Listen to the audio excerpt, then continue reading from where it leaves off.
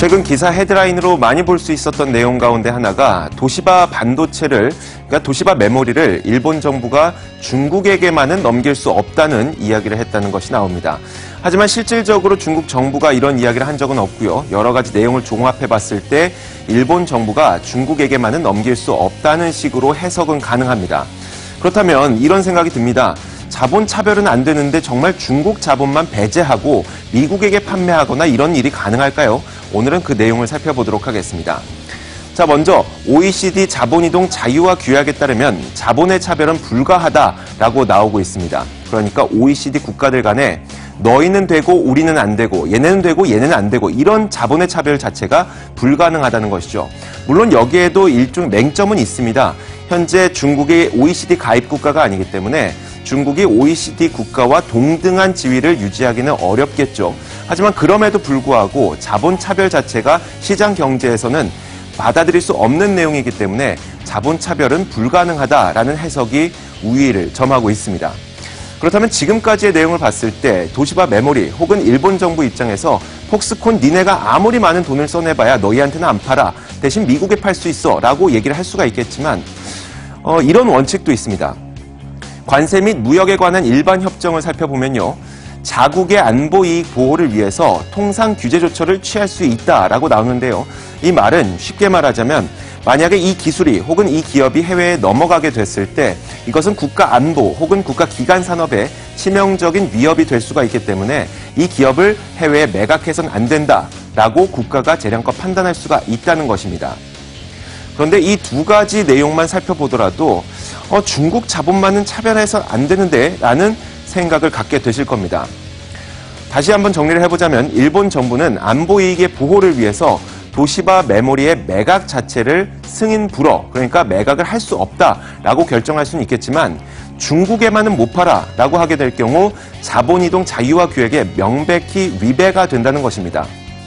그렇다면 지금까지의 내용을 살펴봤을 때 일본 정부가 중국 자본만을 특정지어서 배제할 가능성은 없을 것 같은데요.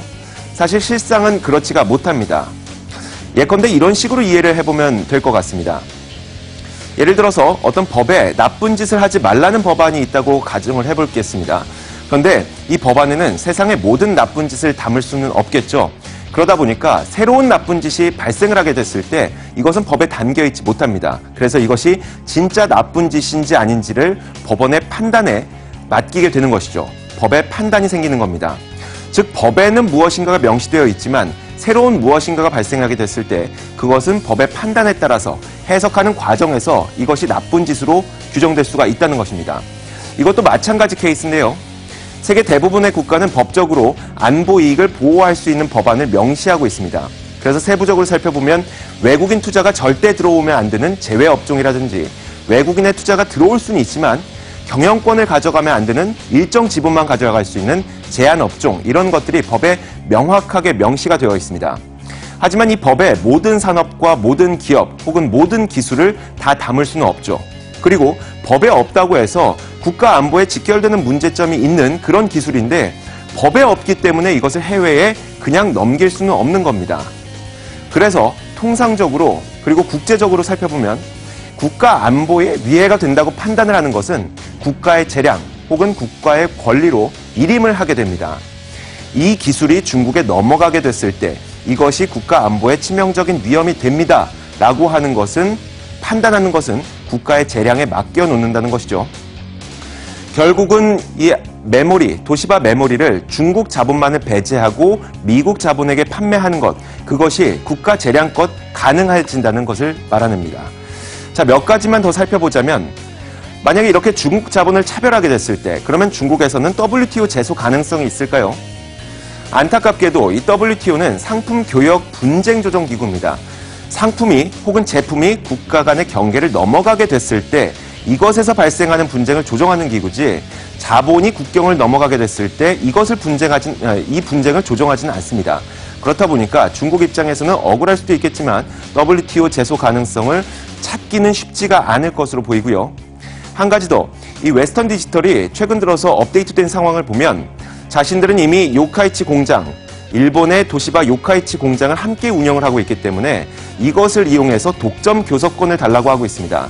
도시바에서는 매각 절차를 중단하고 독점 교섭권을 줄 것인지, 그러니까 1대1로 매각 거래를 할 것인지에 대해서 검토를 하고 있다고 하는데 여기에 대한 법적 문제는 없을 것인가, 이런 질문도 나올 수가 있습니다.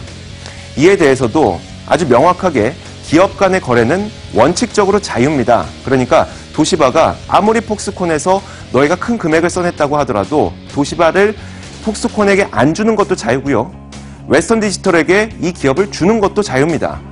한 나라 내에서는 권력 관계 혹은 갑을 관계 아니면 돈의 관계 이런 것들 때문에 불공정 거래가 발생할 수가 있어서 공정거래법상 경쟁 입찰을 반드시 해야 된다. 이런 항목들이 있지만 국가 간의 그리고 기업 간의 거래는 원칙적으로 자유라는 점을 알고 계시면 될 것 같습니다.